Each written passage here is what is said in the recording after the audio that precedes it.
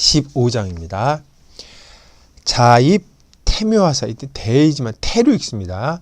자입 태묘하사 매사문 하신대 호괄 수귀 추인지자 지레호 입태묘 매사 이혼녀 자문지왈 시레아니라. 여기서 태묘가 나왔죠. 이건 노나라가 주공을 묘시기 때문에 여기 정확히 주공묘를 얘기합니다. 주공의 묘를 들어갔다 그랬으니까 아마 이거는 아마 공자가 벼슬을 했던 초기에 아마 태묘에 들어간 게 아니라 추측이 있어요. 근데 확정은 할 수 없으나 언제 얘기했는지. 근데 공자가 이 15장의 문제가 되는 건 공자가 일종의 예 전문가, 스페셜리스트란 말이에요. 예 통달한 사람인데 예 그 태묘에 들어가자마자 매사를 한두 가지 물은 게 아니라 매사를 예지 굉장히 긴데 매사를 물으니까 어떤 사람이 그걸 보고 때 얘기하는 거죠. 아니 공자가 예를 잘 아는 사람이라더니 태묘에 들어가서 매사를 묻고 있잖아 라고 비아냥거린 거죠. 그러니까 공자가 그 말을 듣고 얘기한 거죠. 그게 바로 예다 얘기한 거죠. 자, 보기에는 공자의 이 단호한 결의, 예에 대한 관습을 얘기한 것 같은데 여기에 몇 가지 좀 따져볼 문제가 있어요. 첫째, 추인지자. 이 추인이라고 하는 건 공자의 아버지 숭량을이 이제 건장한 장군이었죠. 근데 이 사람이 추라는 땅의 그 읍이죠, 읍을 그 봉업을 받아 여기 다스린 사람이란 말이에요. 거길 다스리기 때문에 추인이라고 얘기를 한 거죠. 여기서 보면 인이라는 게 귀족인 명칭인 게 명확히 드러납니다. 그냥 사람이 아니라 추 땅을 다스리던 귀족, 그래서 인이라 그런 거예요. 아버지를 가리키지만 요즘 뭐 김신의 아들 뭐 이렇게 얘기를 하는데 가문 중심으로 옛날엔 그런 방식으로 얘기를 했죠. 그런 식으로 한 거예요. 벼슬을 했기 때문에. 누가 그러더냐? 추인의 아들이 예를 안다고 이렇게 된 거죠.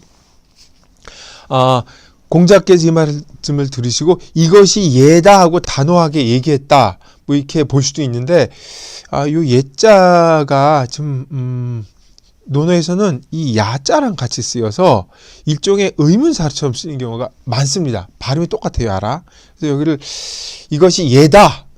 넌 예를 모르고 나에서 이게 함부로 얘기하는구나. 뭐 이렇게 볼 수도 있는데 요걸 이것이 예인가라고 반어법일 수 있어요.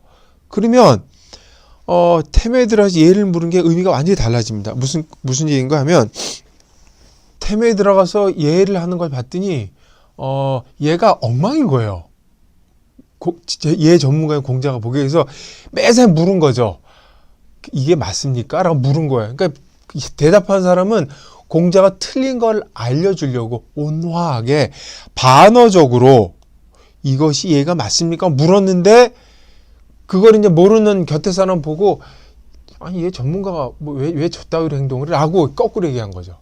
근데 그 행동이 안 고쳐진 거예요. 이게 얘가 맞습니까? 근데 계속 진행한 거죠. 그러니까 나오고 나서 이 말까지 듣고 나서 공자가 그런 얘기하는 거예요. 야, 이런 게 예란 말이야?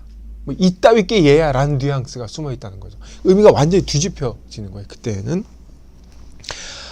물론 이제 이런 얘기가 있어요.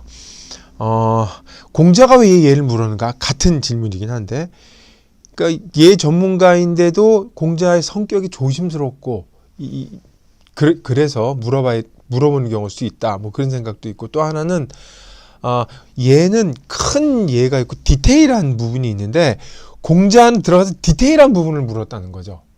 뭐 큰 틀에서 얘는 잘 알고 있지만 뭐 걸음을 어떤 치수에 관한 그런 걸 물었을 수도 있지만 그럼에도 불구하고 어떤 태도로 물었냐에 따라서 이것이 이제 의미가 완전히 상반되는 그런 경우이긴 하죠. 근데 이 장에서 정작 눈여겨봐야 될 것은 호괄.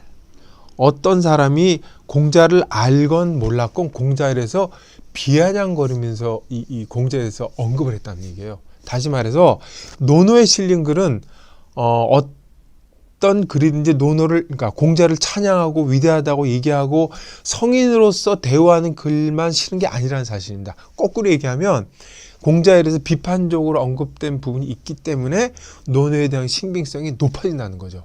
이 부분이 뒤에 가서 자주 나오는데 논어를 읽을 때 염두에 둬야 될 부분이라고 생각을 합니다.